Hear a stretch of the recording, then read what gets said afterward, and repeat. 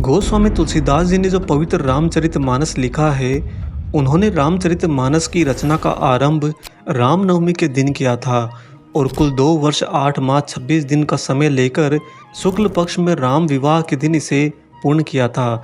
नमस्कार, स्वागत है एक बार फिर से आप सभी का आपके अपने चैनल हनुमान सेवा परिवार में। आशा करते हैं कि प्रभु श्री हनुमान जी और परम पूज्य गुरुदेव बाबा नीव करोली महाराज जी आप सभी भक्तों पर असीम कृपा सदैव बनाए रखें। इस कालखंड में हनुमान जी के अद्वैत स्वरूप बाबा नीव करोली महाराज जी सदैव अपने भक्तों को राम नाम का जाप करने के लिए प्रेरित करते हैं। महाराज जी हमेशा कहते हैं कि तुम बस राम नाम का जाप करो, बाकी सारे काम मैं कर दूंगा।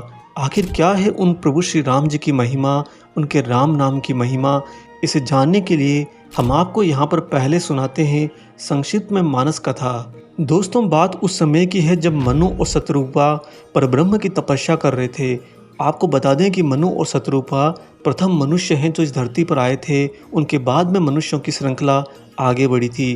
कई वर्ष तपस्या करने के बाद में शंकर जी ने स्वयं पार्वती जी से कहा कि मैं, ब्रह्मा और विष्णु कई बार मनु शत्रुपा के पास वरदान देने के लिए आए थे, जिसका उल्लेख स्वयं तुलसीदास जी द्वारा रचित रामचरितमानस में इस प्रकार मिलता है। विधि हरि हर तप देखी अपारा, मनु समीप आए बहुबारा। जैसा कि इस चौपाई से पता चलता है कि ये लोग तो कई बार आए, यह कहने की जो वरदान तुम मांगना चाहते हो मांग लो, पर मनु शत्रुपा को तो पुत्र रूप में स्वयं परब्रह्म को ही मांगना था। फिर ये कैसे उनसे यानी कि शंकर, ब्रह्मा और विष्णु से वरदान मांगते, और इसी कारण से हर बार स्वयं शंकर, ब्रह्मा और विष्णु को वापस लौटना पड़ता। ये सारी गतिविधि हमारे प्रभु श्री राम जी देख रहे थे। वे भक्त के हृदय की अभिलाषा को स्वतः ही जान लेते हैं। दोस्तों, जब मनु और शत्रुपा को परब्रह्म की तपस्या करते हुए 23,000 वर्ष और बीत गए तो स्वयं प्रभु श्री राम जी के द्वारा आकाशवाणी होती है, और वह आकाशवाणी होती है, प्रभु सर्वज्ञ दास निज जानी, गति अनन्य तापस नर प्राणी, मांगु मांगु बरु भई नभ बानी, परम गंभीर कृपामृत सानी। और जब इस आकाशवाणी को स्वयं मनु और शत्रुपा सुनते हैं तो उनका हृदय प्रफुल्लित हो उठता है। और इस आकाशवाणी के बाद में जब स्वयं परब्रह्म राम प्रकट होते हैं तो उनकी स्तुति करते हुए मनु और शत्रुपा कहते हैं, सुनु सेवक सुर तरु सुर धेनु, विधि हरिहर बंदित पद रेणु, सेवत सुलभ सकल सुखदायक, प्रणत पाल सचराचर नायक। अर्थात जिनके चरणों की वंदना विधि, हरि और हर यानी कि ब्रह्मा, विष्णु और महेश तीनों ही करते हैं, तथा जिनके स्वरूप की प्रशंसा सगुण निर्गुण दोनों ही करते हैं, उनसे भला अब वे क्या वर मांगे। और स्वयं परब्रह्म के सामने होने पर मनु और शत्रुपा उनसे कोई वर मांग ही नहीं पाते। दोस्तों, इस प्रकार तुलसीदास जी ने उन लोगों को भी राम की ही आराधना करने की सलाह दी है जो केवल निराकार को ही परब्रह्म मानते हैं, और उन्हीं के राम जी के नाम को राम नाम से जाना जाता है, जो स्वयं प्रभु श्री राम जी के अस्तित्व से भी बड़ा हो गया। तो देखा दोस्तों आपने कि मनु और शत्रुपा जिस परब्रह्म की तपस्या करते हुए न जाने कितने हजारों वर्ष तक यहाँ पर बैठे रहे, वह परब्रह्म जब सामने आए तो कोई और नहीं बल्कि स्वयं प्रभु श्री राम आए। जिस परब्रह्म को निराकार माना जाता है वह जब दर्शन देते हैं तो कोई और नहीं बल्कि स्वयं प्रभु श्री राम होते हैं। यानी कि आप यहाँ पर किसी भी रूप को भजते हुए, किसी भी स्वरूप को सिद्ध करते हुए जब परब्रह्म तक जाएंगे तो परब्रह्म आखिर में आपको स्वयं के दर्शन जब दिखलाएंगे तो वह कोई और नहीं बल्कि श्री राम ही आएंगे। उन्हीं प्रभु श्री राम जी का राम नाम जब आप जपते हैं तो आपके हृदय में वह राम नाम आते ही हृदय के निर्मल नेत्र खुल जाते हैं और संसार रूपी रात्रि के दोष दुख सारे मिट जाते हैं। इसके साथ ही रामचरित्र रूपी मणि और माणिक के गुप्त और प्रकट जहाँ जो भी जिस खान में हैं सारे आपको दिखाई पड़ने लगते हैं। जब आप प्रभु श्री राम जी के राम नाम का जाप करते हैं तो आप ही इसका वाचन करते हैं और आप इसे सुनते हैं, परंतु अलौकिक यथार्थ में इसे देखें तो हरिदास इसका जाप करते हैं और स्वयं हरि इसे सुनते हैं। यहाँ पर हरिदास हुए वह स्वयं आप जीव आत्मा, और हरि हुए आपके मन में रहने वाले, आपके हृदय में बसने वाले स्वयं प्रभु श्री राम।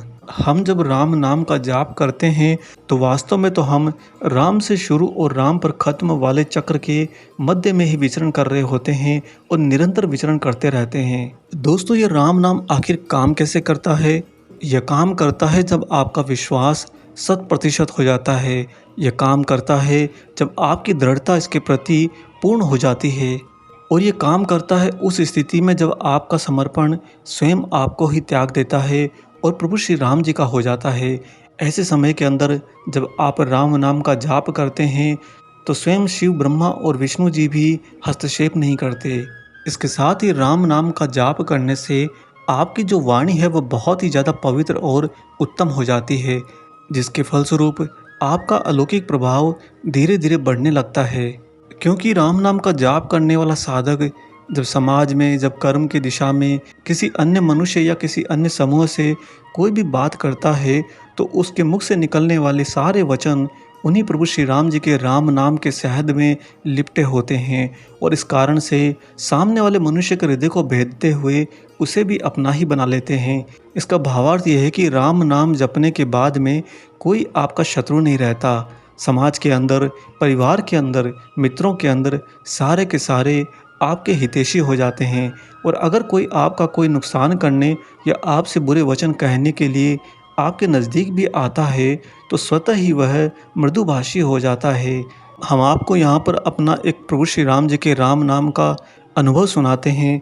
दोस्तों, एक दिन हमें कहीं जाना था और उस दिन गाड़ी में पेट्रोल बहुत ही कम था।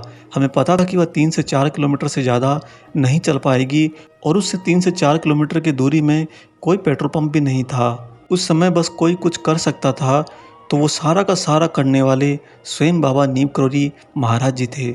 महाराज जी से बस इतना ही कहा कि प्रभु, गाड़ी को पेट्रोल से चलाइए या पानी से चलाइए। हमें वो घटना याद आई जब महाराज जी ने पानी डालकर गाड़ी चलाई थी, परंतु आज के समय तो प्रत्यक्ष में महाराज जी नहीं थे, इसलिए हमने फिर साथ में यह भी कह दिया अगर पानी कम पड़े तो हवा में से पानी बना लीजिए, परंतु गाड़ी को लेकर जाना और वापस लेकर आना ये आपको ही करना है। और ये कहने के बाद जब सफ़र की शुरुआत करी तो हमने बस अपने मुख में राम नाम रखा। दोस्तों, शुरुआत करके गंतव्य स्थान पर पहुंचकर वहां पर आधा घंटे का काम निपटा कर वापस हम अपने प्रारंभिक स्थान पर पहुंच गए। इस पूरी यात्रा के दौरान 15 किलोमीटर से ज़्यादा का सफ़र तय हुआ। मुख में बस राम नाम था। आने के बाद में जब हमने पेट्रोल चेक किया तो वो उतना ही था जितना शुरुआत में जाने से पहले था। हमने इसे कोई चमत्कार नहीं माना बल्कि परम सत्य माना। परम सत्य, परम ईश्वर, वही परम प्रभु बाबा नीम करोली महाराज जी जो राम नाम के इतने प्यासे हैं कि आपके पूर्ण समर्पण करने पर और संपूर्ण दृढ़ता रखने पर स्वयं हवा से पानी बना दें और पानी से पेट्रोल बना दें, आपको पता भी नहीं चलता। उस पूरी घटना के दौरान हमें प्रभु श्री राम जी के राम नाम पर अथाह विश्वास था और उसी विश्वास को बाल बराबर भी खरोंच नहीं लगने दी स्वयं बाबा नीम करोली महाराज जी ने।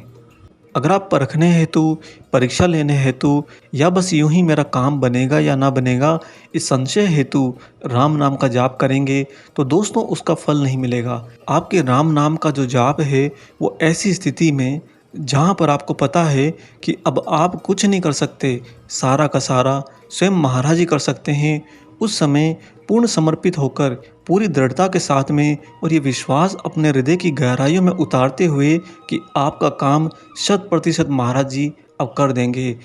ऐसी स्थिति में अपने जीवा पर पूर्ण शुद्धता के साथ में बस राम नाम का जाप करिए, सारा काम महाराज जी स्वयं करते हैं। जिस तरह से इस घटना में राम नाम का जाप करने से एक असंभव घटना भी संपूर्ण रूप से सत्य रूप में पूर्ण हुई, ठीक उसी तरह से महाराज जी आप सभी के हृदय में भी प्रभु श्री राम जी के राम नाम का वास करें।